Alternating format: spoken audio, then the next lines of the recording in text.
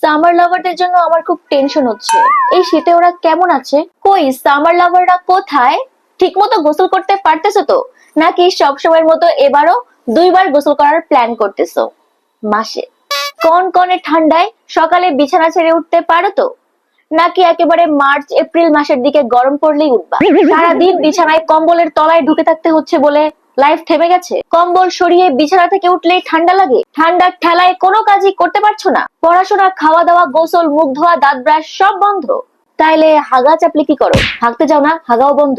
তখন তো ঠিকই চাপের ঠেলায় কম্বল সরায় টরায় দৌড় মারো। খুব কষ্ট হচ্ছে তাই না? তোমাদের জন্য লেপের নিচেই হাগার ব্যবস্থা করার জোর দাবি জানাচ্ছি। পছন্দের ড্রেসগুলো পরতে পারছো না?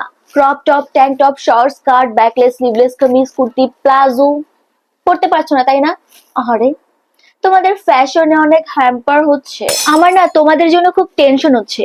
কেমন আছো একটু কমেন্ট করে জানিয়ে দিও তো।